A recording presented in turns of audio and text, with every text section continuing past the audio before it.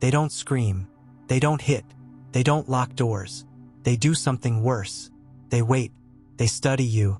They find your silence, your kindness, your need to be loved, and they start pulling strings you didn't know you had. First, it's small. They ignore a message, cancel a plan, make a joke that cuts just a little too deep.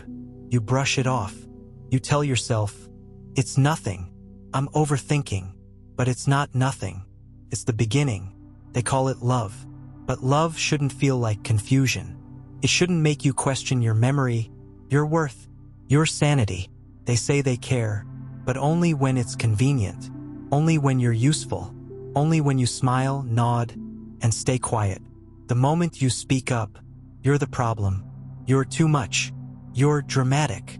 You're selfish. So you adjust. You shrink. You choose your words carefully. You anticipate their moods. You walk on eggshells made of your own self-respect. You become an expert in emotional survival. You know the tone that means danger. You know the look that means don't start. You know when to disappear. And the scary part?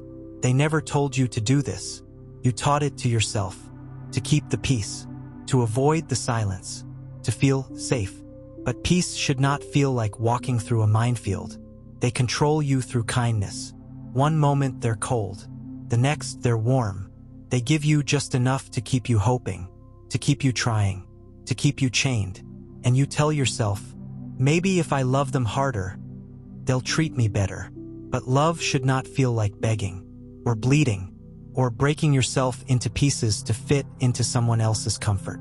They isolate you in plain sight. They don't say, don't see your friends.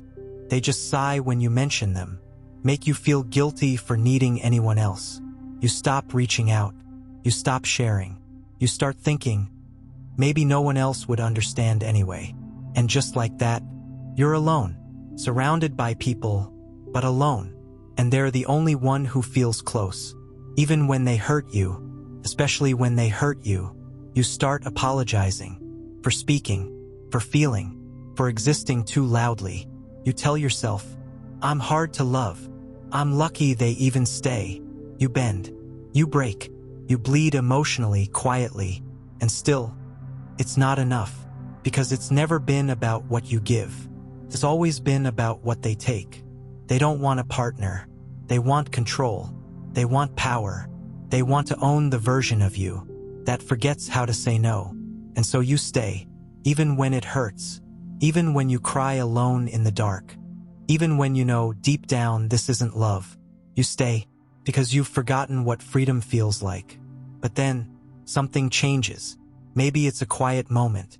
Maybe a friend says something. Maybe you hear a voice, your own voice, that says, this isn't okay. You start to wake up. You begin to notice how tired you are, how small you've become, how you flinch when they're near, how you hold your breath in your own home, how you miss yourself, the person you were before them. You stop explaining. You stop justifying. You stop begging them to see you, because finally you see you. And when you do, they panic. They say, I always loved you. You're being unfair. After everything I did for you.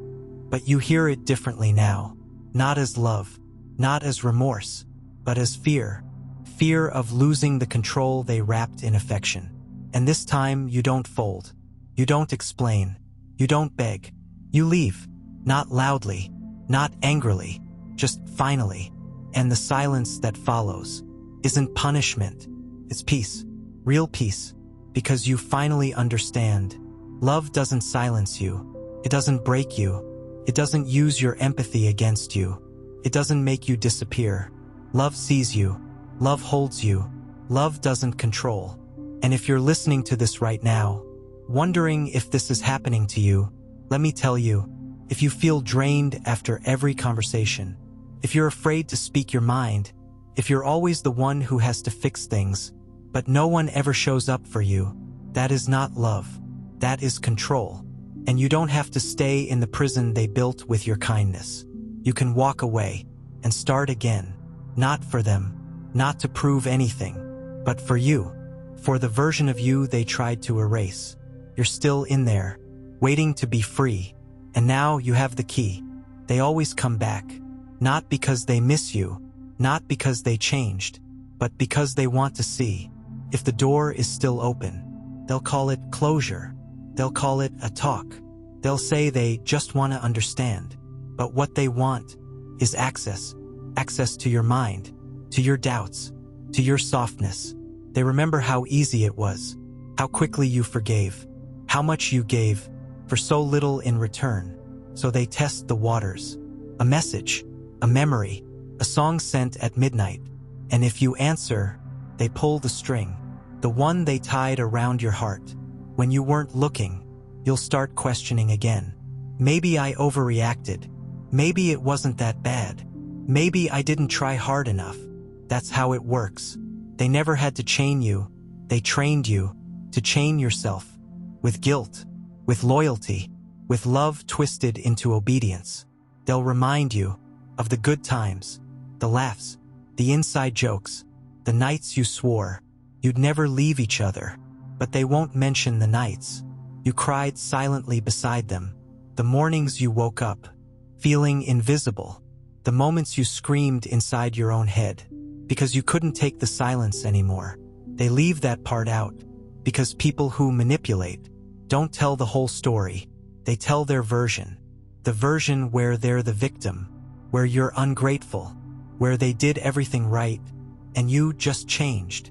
But they don't talk about how they made you question your reality, how they made you apologize for truths you knew were real, how they built a world where your pain didn't matter unless it served them.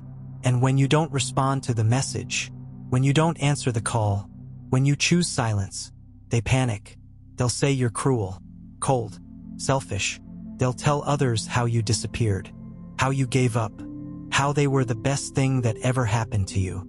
But this time, you won't explain, you won't defend, because you don't owe anyone a story that cost you your peace. You'll notice something else too. The fog begins to clear. You see patterns you missed before, not just in them, but in yourself. How you learned to survive, by pleasing, by staying small, by making others comfortable, at your own expense. It wasn't just this one person. It was your past, your wounds, the belief that love must be earned through sacrifice. But it doesn't. Love doesn't ask you to bleed. Love doesn't thrive on power. Love doesn't need you to disappear to feel real. You start reclaiming things. Your voice, your space, your right to take up both. You say no without guilt. You rest without apology.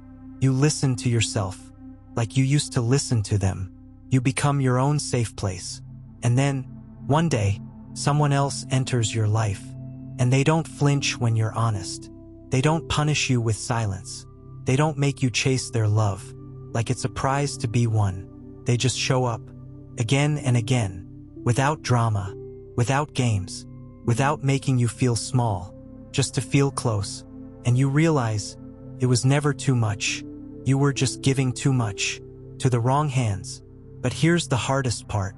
You'll miss them, not because they were good, but because they were familiar. Pain can feel like home when it's all you've known. But just because something feels familiar doesn't mean it's right. Just because someone knew how to touch your skin doesn't mean they ever saw your soul. So you choose differently. You choose peace over chaos, clarity over confusion, love over control. And that choice will cost you people you thought you'd never lose. But it will give you yourself. You'll rebuild slowly. There will be days you doubt, moments you want to go back, just for comfort, just for something known. But you won't, because you've already seen what it means to be controlled, to be handled, to be shaped into something that fits someone else's narrative. And now, you're writing your own, one sentence at a time, one boundary at a time, one breath at a time. And for the first time, you're free, not because they let you go, but because you did. You start to notice the silence isn't empty anymore. It's healing. It's space. Space where their voice used to echo, and now it's just yours. And at first, it's overwhelming, because you've spent so long listening to what others thought of you, You forgot how your own voice sounded when no one was talking over it. You begin to remember things, like how your laugh used to come easy, how your eyes lit up around things you loved, not things they approved of, how you once believed you were meant for something more than playing the role they assigned you, and piece by piece, you gather those memories, like shattered glass, not to mourn the past, but to rebuild something stronger. But they feel it, the shift, even from afar. People who once controlled you can sense when they're losing access, not to your life, to your attention, because the one thing they truly feared was you seeing your own worth without needing their permission. That's when they try again, not with anger, with sweetness, compliment, a casual "hey, just thinking about you," a breadcrumb from a trail you already escaped. And they're good, so good. They know your weakness, your kindness, your hope, your desire to believe. They've changed. But this time, you don't chase the bait, because you've finally seen how they feed off your hope, to starve your confidence. It didn't happen all at once. That's how they work. Tiny shifts, small suggestions, backhanded compliments that made you second-guess your choices. They praised you, but only when you did what they wanted. They apologized, but only to reset the cycle. They said, "I love you," but only when you were slipping away. They didn't want you, they wanted control. And love without freedom isn't love. There are still days you feel weak, still nights you miss the version of them you created in your mind. But you remind yourself that version wasn't real. It was a projection of your longing, of the potential you saw in them, of the story you kept rewriting just to survive the ending. You stop explaining yourself to others. You stop apologizing for choosing peace. You stop worrying if they'll call you cold, for not returning to the fire you barely escaped, because now you understand manipulation doesn't always come in shouting. Sometimes it's in a whisper, a sigh, a look that makes you shrink without knowing why. It's in the way they made you believe you were lucky to be loved by someone who made you suffer. But you're not lucky to be tolerated. You're not blessed to be broken so someone else feels whole. You begin building boundaries, not walls, just clear lines, not to push people away, but to protect the version of you that finally knows the difference between love and ownership. Some won't like it.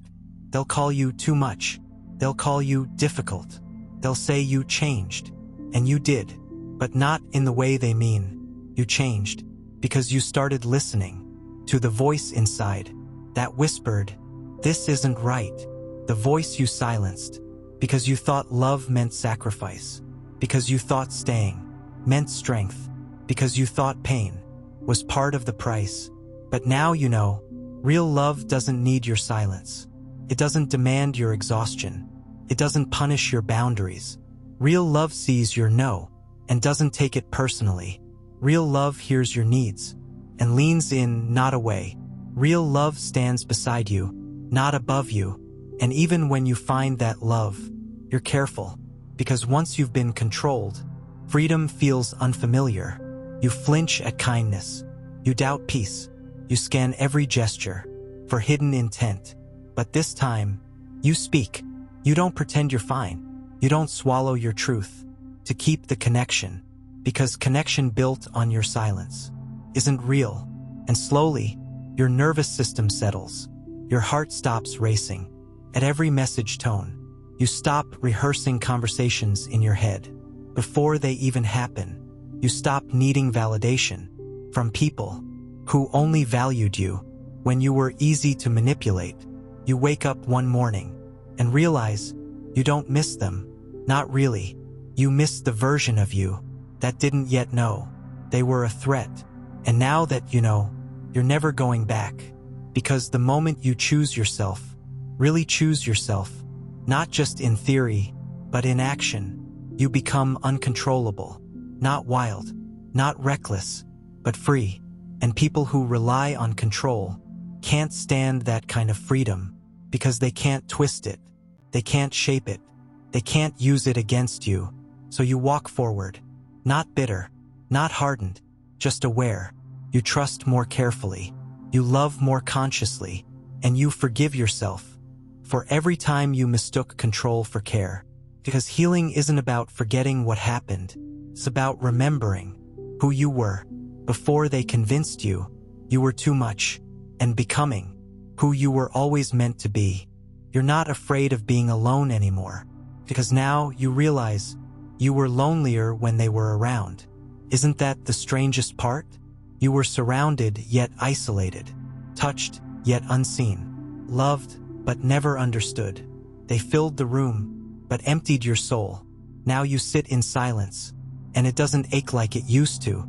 It sings like a signal from your body. You're finally safe. Safe from performance. Safe from the tightrope of walking on eggshells. Safe from people who only knew how to love you through power. Because that's what it was, wasn't it? Power. Not connection. Not compassion. Not care. Just power dressed up as devotion. They studied you. What made you laugh? What made you cry? What made you doubt yourself? Just enough to lean on them for approval. They never needed chains. They used your empathy, your hope, your need to feel wanted. And every time you tried to pull away, they reminded you of the good times. But those good times were currency, a loan, an emotional debt you never agreed to pay back. And the more aware you become, the more patterns you see. You see how they played the victim when they were losing control, how they rewrote the story to make you the villain, how they planted just enough truth in their lies to make you question your own memory. How could I be the problem? You'd wonder. But now you ask something new. What if I never was? You start tracing it back. The first time you apologized for something they did. The first time you ignored your gut because they said you were overreacting. The first time you were blamed for how they treated you. You see it now. They weren't chaotic. They were calculated. Even their silence was a weapon, especially their silence. That moment after an argument, when they didn't yell, they withdrew, left you pacing the room, writing long texts, begging to fix something you didn't break. That's the trick. Make you think it was always you. So when you finally snap, they act shocked. How could you be so emotional? How could you say that? You used to be so sweet. No, you used to be afraid. You used to dim your light to keep the peace. You used to believe you needed their approval to be whole.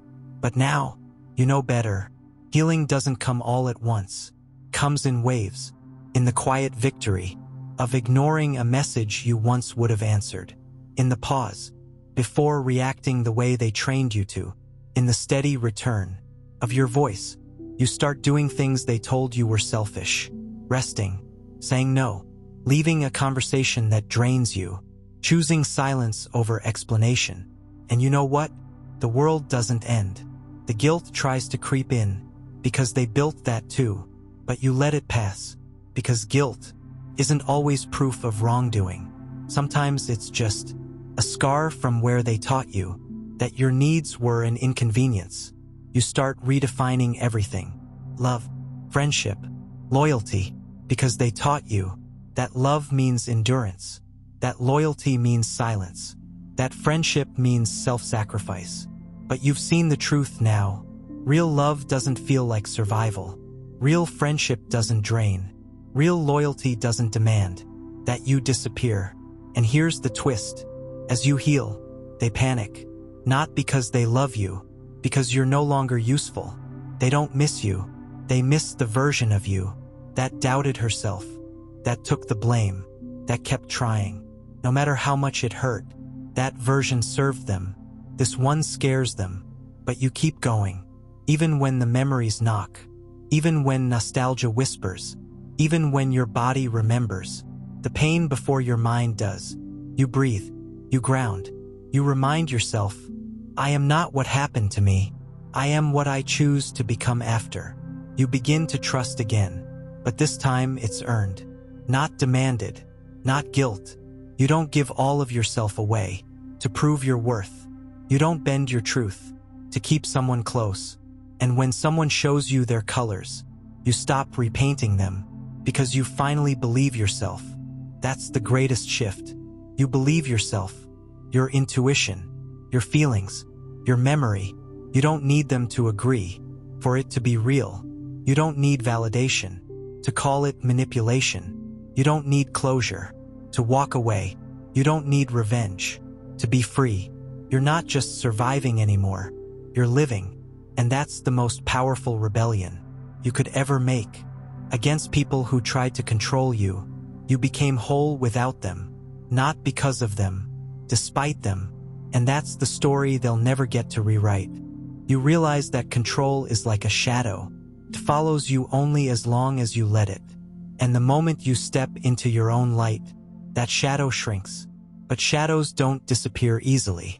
They cling, they stretch, they whisper when you least expect it. Sometimes it's in the people you trusted most. Old friends who don't understand why you've changed. Family who demands you stay the way you were. Partners who confuse control with love. Colleagues who expect you to keep playing their game. They want the old you back, because that version was predictable, easier to manipulate, a safer bet. You have to remind yourself daily, you don't owe anyone the version of you that was lost to manipulation. You owe the world your truth, not their comfort. And that can be terrifying, because truth is loud. Truth is messy. Truth scares people who don't want to change. You remember the moments you silenced yourself. At the dinner table when you held back your opinion. In the meeting room when you agreed to things that felt wrong. With a loved one when you swallowed your pain to avoid rocking the boat. You see now, those silences were bricks in the walls that trapped you. But every brick can be removed. Every wall can be torn down. One word at a time. One no at a time. One boundary at a time. You start reclaiming your space. Your voice. Your power. You notice how people react. Some cheer you on. They see your strength and want to learn from it. Others resist. They push back. They accuse you of being selfish, difficult, or cold. But this time, you listen less to their words and more to your heart. And your heart says, I am allowed to be me, without apology, without permission, without fear. Because you're not just breaking free, you're building something new. A life where you decide who you are, not who they told you to be. A life where love is nurturing, not controlling. A life where freedom is sacred, not negotiable. You realize that healing is not a straight path. Some days you'll slip back. Some nights old doubts will creep in. But that's okay, because healing is a spiral, not a line. You keep moving forward, even when it feels like 2 steps back. You learn to forgive yourself for staying too long, for doubting yourself, for giving them too much power. Because forgiveness is not about them. It's about freeing yourself. You become your own advocate. You defend your time, your energy, your emotions. You stop explaining why you need space. You stop apologizing for your boundaries. And you stop letting guilt dictate your worth. You recognize the signs of control sooner. The subtle digs, the gaslighting, the love bombing. You call it out. You confront it. You walk away. Because freedom tastes sweeter when you protect it fiercely. And freedom feels like coming home to yourself. You are no longer a victim. You are a warrior, a survivor, a creator of your own story. You rewrite the narrative, not with anger, not with bitterness, but with clarity and strength. You are proof that control can be broken, that manipulation can be seen, that freedom can be claimed. And with every breath, you reclaim your power, your voice, your light. You understand this. Control only exists where you allow it. So you choose, every day, to live for you, to love yourself fiercely, to never let anyone dim your light again. That's the ultimate victory. No chains, no shadows, just you, free, unbreakable. You thought control was about rules, orders, or loud commands, but it's far more subtle, far more dangerous. It hides behind kindness. It wears the mask of concern. It whispers in soft tones that say, I'm only doing this for you. That's the cruelest trick of all, to make you think control is love. Because love never demands your silence. Love never makes you question your reality. Love never drains you until you're empty. But control feeds on your doubt, on your fears, on your need to belong. Do you remember the moments when you laughed just to hide the pain? When you nodded even though your mind screamed, no? When you sacrificed your own dreams to keep someone else's peace? Those moments weren't weakness. They were survival. The way your heart learned to protect itself. In a world that didn't listen. But survival isn't living. And somewhere inside, you've always known it. So now you begin to ask the hardest questions. Who am I beyond their expectations? What do I want when no one else's voice is louder than mine? How do I love myself when all I've known? Is love tied to conditions? You find the answers in the quiet, in the spaces where their voices fade, in the stillness of your own mind. You begin to rebuild, but rebuilding is messy. There's fear, there's anger, there's grief. Grief for the time lost, for the trust broken, for the self you had to hide away. But grief is a doorway, not a prison. It's where transformation begins. You start to see your own worth, not through their eyes, but through the truth of your being. You are worthy, just as you are. No need to perform, no need to please. And that is revolutionary, because the world wants you to perform, to please, to fit into boxes made by others. But you refuse. You choose freedom. Freedom to say no. Freedom to make mistakes. Freedom to change your mind. You learn the language of boundaries. First, it feels strange, like speaking a foreign tongue.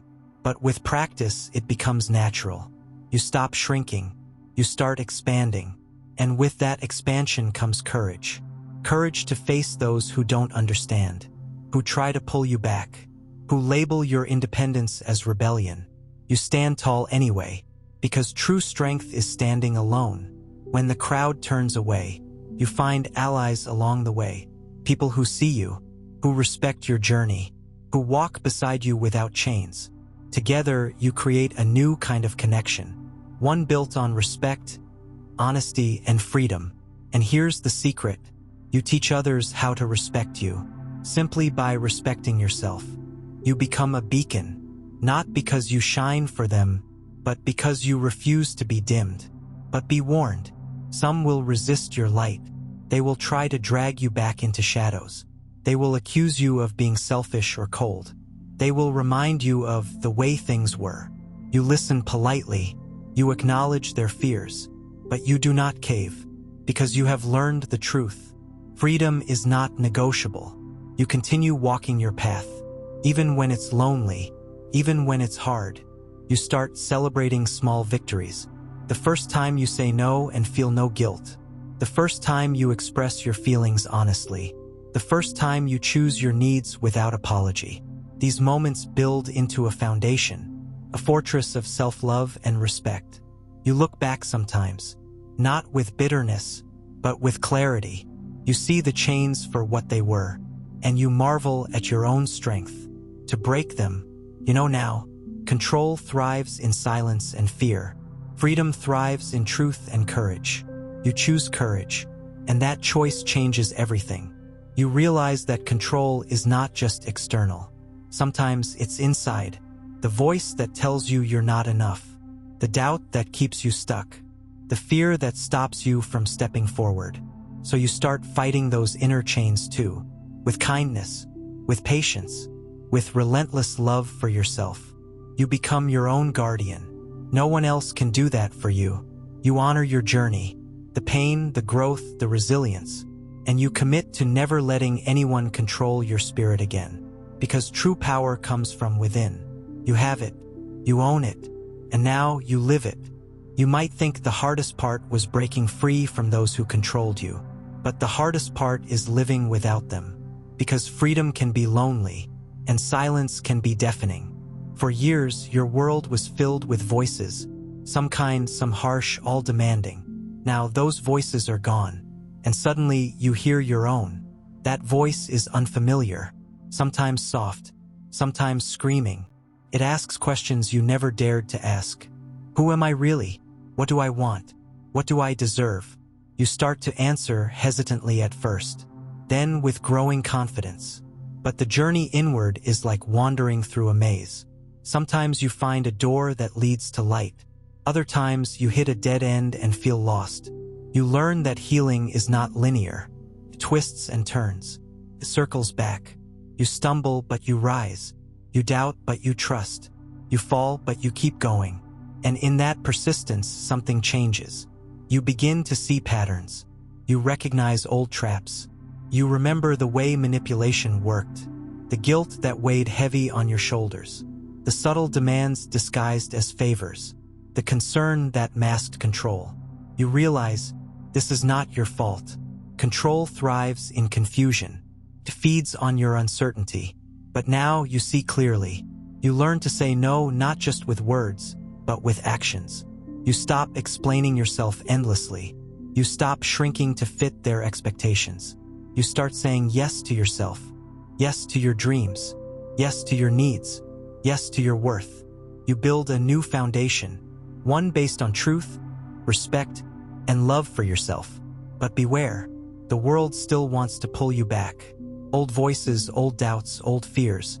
They whisper in your ear, trying to convince you that freedom is dangerous. But you know better now. Freedom is your birthright. It's the air you breathe, the ground beneath your feet.